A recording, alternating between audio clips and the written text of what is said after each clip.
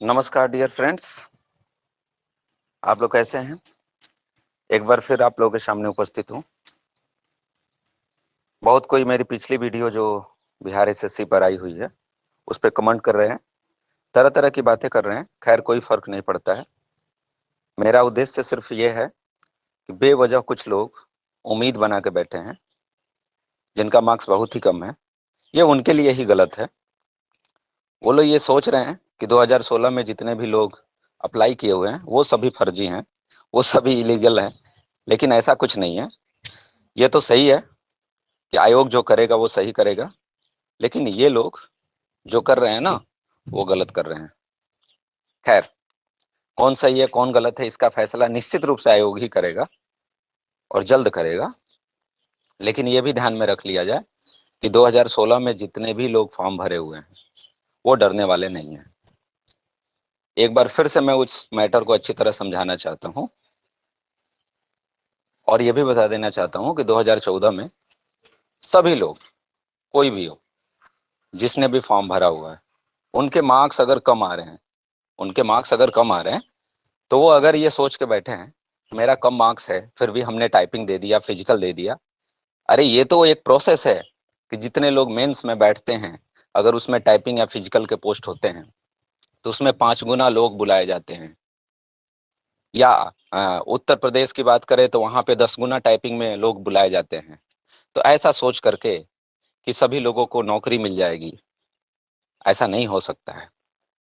ये ध्यान में रखें कि सिर्फ 1 गुना लोगों को ही नौकरी मिलती है, यानी जितने पोस्ट होते हैं उतने ही लोग नौकरी पाते हैं, बाकी लोग तो छट जाते हैं। तो बेवजह सभी टाइपिंग देने वाले उम्मीद ना बना के बैठे कि सबको नौकरी ही मिलने वाली है। हाँ, ये जरूर है कि जो गलत होगा वो बाहर होगा, मैं इसको एग्री कर रहा हूँ। और हमें तरह तरह के कमेंट से या डिसलाइक से कोई फर्क नहीं पड़ता। मैं सिर्फ उन कैंडिडेट्स को जागरूक करना चाहता हूँ, उन्हें मैं थोड़ा सा तसल्ली देना चाहता हूँ, जागरूक करना चाहता हूँ कि वो डरे नहीं, वो अपनी बात रखें और वो एश्योर रहें कि वो, मैं जो क्राइटेरिया बता रहा हूँ उस पे अगर सही हैं तो उनको कोई नहीं निकाल सकता। हाँ, ये जरूर है कि ये जो फालतू फालतू यूट्यूबर्स के द्वारा जो वीडियोस बनाई जा रही हैं, उन वीडियोस में ये लोगों को निराश किया जा रहा है, 2016 में भरने वाले लोगों को कंफ्यूज किया जा रहा है, परेशान किया जा रहा है। मैं उनको मानसिक रूप से परेशान नहीं देखना चाहता, नहीं करना चाहता। इसके लिए मैं उनको सपोर्ट करना चाहता हूँ। और ये जरूर है कि जो सही होता है उसे परेशानी होती है। तो हम सही हैं तो हमें परेशान किया जाएगा, हम उस परेशानी को झेलने के लिए तैयार हैं। ओके, कोई दिक्कत नहीं है। अब मैं ये बताना चाहता हूँ कि मैटर सिर्फ 2 ही पदों का, 2 ही चीजों का है। मैटर 2 ही चीजों का है। एक, क्या हमारा अंतिम कट ऑफ है, डेट ऑफ बर्थ की कट ऑफ हाईएस्ट क्या है। यानी 2 टाइप के जो पोस्ट थे, उन 2 टाइप के पोस्ट में जो हमारा कट ऑफ है उस पर हम बात कर लें कि मैटर में आखिर प्रॉब्लम कहाँ से आ रही है, कोर्ट का फैसला क्या है। मैं कोर्ट का फैसला भी, बहुत लोगों ने कमेंट किया कि कोर्ट का फैसला पहले अच्छी तरह से पढ़ लीजिए। तो ऐसा नहीं है कि कोर्ट का फैसला कोई नहीं पढ़ रहा है, कोर्ट का फैसला पढ़ा गया है और उसमें ये साफ साफ लिखा है, देख लीजिए, कि जो विद्यार्थी, जो कैंडिडेट यहाँ पर 1/8/2014 को अगर उम्र सीमा को क्रॉस कर चुके हैं तो उनके उम्र की गणना 23/1/2006 के आधार पे की जाए। यह सीधा सीधा लिखा हुआ है। यानी जो हाईएस्ट एज को कंप्लीट कर रहे हो, अब हाईएस्ट एज वाला मैटर है, यही कोई नहीं समझ पा रहा है कि हाईएस्ट एज का मैटर क्या है। हाईएस्ट एज में 2 कैटेगरी है, एक है 18 से 37 और दूसरी है 18 से 23। एक है 18 से 37 और दूसरी है 18 से 23। ठीक है, तो अगर 18 से 37 कोई नहीं हो रहा है, 18 से 37 के एज ग्रुप का कोई है और अगर वो 1/8/2014 को 37 वर्ष क्रॉस कर चुका है तो अपने उम्र की गणना 23/1/2006 के आधार पे करे। यानी उसे उम्र की गणना 1/8/14 के आधार पर नहीं करनी है। तो जो 1/8/2014 के आधार पर 37 वर्ष हो चुका है, उसे परेशान होने की जरूरत नहीं है। वो 23/1/2006 को अपनी उम्र की गणना करे। अगर वो इस एज क्राइटेरिया में आता है तो वो फॉर्म भरने के एलिजिबल 2016 में भी है। इससे कोई नहीं रोक सकता, इससे कोई नहीं रोक सकता, ना ही किसी का अधिकार है। दूसरी बात, अगर कोई इन पदों के लिए 18 से 23 वर्ष का हो चुका है और 1/8/2014 को 18 से 23 वर्ष को पार कर गया है और इन पदों के लिए वो फॉर्म भरने के एलिजिबल नहीं है, तो वह अपनी उम्र की गणना 23/1/2006 से करे और 23/1/2006 के आधार पे 23/1/2006 के आधार पे अगर वो 23 वर्ष का अधिकतम हो रहा है, यानी 18 से 23 वर्ष के अंदर है, तो वो फॉर्म भरने के एलिजिबल है। 2016 में भी तरह तरह के कमेंट आ रहे हैं, 2014 में क्या वो स्टूडेंट सोए हुए थे जो 2016 में भरने गए? बिल्कुल सोने और जगने की बात ही नहीं है। बात यहाँ पर यह है कि परमिशन किसको है, 18 से 37 एज क्राइटेरिया और 18 से 23 एज क्राइटेरिया वाले पदों के लिए। ध्यान देने वाली बात है कि वो सभी स्टूडेंट 2016 में फॉर्म भर सकते हैं जो,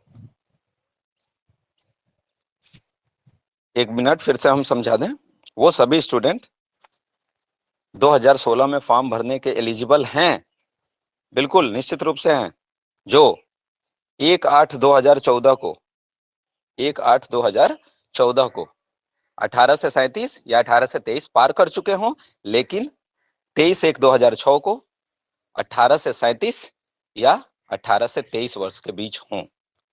ये तो बात क्लियर हो गई कि ये दोनों भर सकते हैं, 18 से 23 वर्ष या 18 से 37 वर्ष। यानी अगर कोई 18 से 23 वर्ष का भी हो रहा है तो वो 2016 में फॉर्म भर सकता है इस एज क्राइटेरिया के आधार पे। कब? 1/8/2014 को, 18 से 23 नहीं, 23/1/2006 को। अच्छी तरह मैं समझ रहा हूं, मैं उन सभी लोगों को, हमारे प्यारे भाइयों को मैं फिर से समझाना चाहता हूं कि ऐसी समझ नहीं है कि मुझे समझ में नहीं आ रहा है, समझने की बात है। मैं 2014 की बात ही नहीं कर रहा हूं, मैं तो 2006 की बात कर रहा हूं, जिसे कोर्ट ने तय करके रखा है कि जो 2014 में ओवरेज हो गए हैं, तो ओवरेज वो भी हो गए होंगे जो 37 वर्ष पार कर चुके हैं, लेकिन ओवर एज तो वो भी हो गए हैं ना जो 23 वर्ष के हो चुके हैं। तो इन दोनों लोगों को यह सलाह दी गई है आयोग के द्वारा और कोर्ट के द्वारा कि वो अपने उम्र की गणना 23/1/2006 के आधार पे करें, और अगर इसमें वो एलिजिबल हैं तो वो 2016 में भी फॉर्म भर सकते हैं।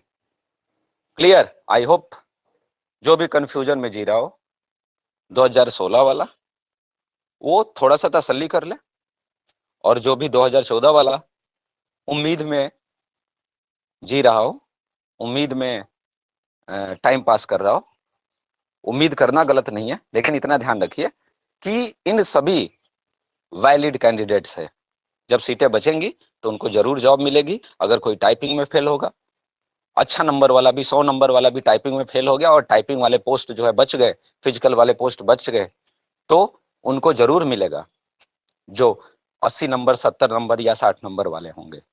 उससे घबराने की जरूरत नहीं है। वो ना हम, ना कोई यूट्यूबर या फिर कोई भी ये नहीं कर पाएगा।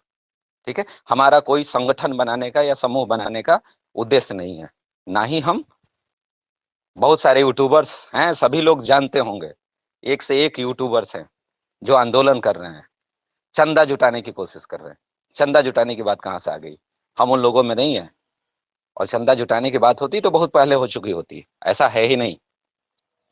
दूसरी बात हमें क्लियर कर दें कि इन 2016 में कुछ ऐसे भी कैंडिडेट्स हैं जो इस एज क्राइटेरिया के आधार पे, यानी 2006 के आधार पे भी 18 से 23 या 18 से 37 एज ग्रुप में शामिल नहीं हो रहे हैं। यानी वो लोग खुद ही 2014 में या 2014 में फॉर्म नहीं भर पाए थे नॉर्मली, या 2014 से 2015 या 16 में इंटरमीडिएट पास किए हों, उन लोगों की एलिजिबिलिटी पे आयोग सवाल उठा सकता है। उसके लिए कोई यहाँ पर कानूनी जो है वैधता नहीं है किसी भी विज्ञापन में, तो उन लोगों पे थोड़ी सी मुसीबत आ सकती है। और काउंसलिंग का तरीका क्या होगा उस पर डिपेंड करता है। लेकिन आयोग ने जो ये 7 वर्ष का डिले किया है, 6 से 7 वर्ष का जो डिले आयोग के द्वारा किया गया है, इसके आधार पर सबके पास ये हक बनता है कि आयोग ने जो है उसमें कहा जाता है ना कि बेसिक स्क्रूटनी, तो बेसिक स्क्रूटनी प्रोसेस इतना भी कमजोर नहीं होना चाहिए कि 60,000 जो स्टूडेंट्स, 62,000 जो क्वालिफाई किए थे प्री में, उनको जो है आज तक लटकाए रखा गया है और आयोग के द्वारा। तो ये सभी जो है अपना हक मांगने के लिए हकदार हैं। तो धन्यवाद दोस्तों, डिसलाइक करने के लिए भी, कमेंट करने के लिए भी और लाइक करने के लिए भी। मैं सिर्फ 2016 वाले स्टूडेंट्स को यह मानसिक रूप से स्ट्रांग करने की कोशिश कर रहा हूं कि परेशान होने की जरूरत नहीं है।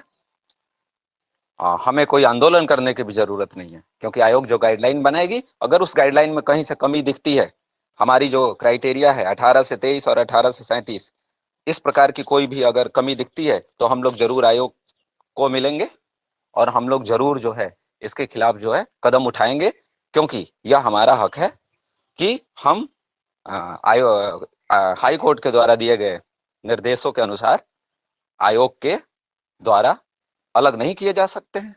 हम निर्देशों के हिसाब से ही अपनी बातों को रखेंगे और हमारा निर्देश स्पष्ट रूप से यह कहता है कि जो उम्र सीमा लांघ गया हो, जो उम्र सीमा क्रॉस कर गया हो 2014 में, वो 2006 के आधार पर गणना करके देख ले, अगर वो एलिजिबल है तो वो फॉर्म भर सकता है। और इसीलिए हमने जो है इसमें 2 क्राइटेरिया को शामिल किया है, क्योंकि ये जो यूट्यूबर्स थे ये सभी सिर्फ 18 से 37 को आधार बना करके और इस प्रकार के ख्वाब देख रहे थे और बच्चों को ख्वाब दिखाने के लिए प्रेरित कर रहे हैं, जो कि गलत है। 18 से 23 वाला भी शामिल है उसमें, इसके आधार पर भी कैंडिडेट्स फॉर्म भर सकते हैं और इसमें किसी प्रकार का डाउट और वो नहीं आना चाहिए इसमें।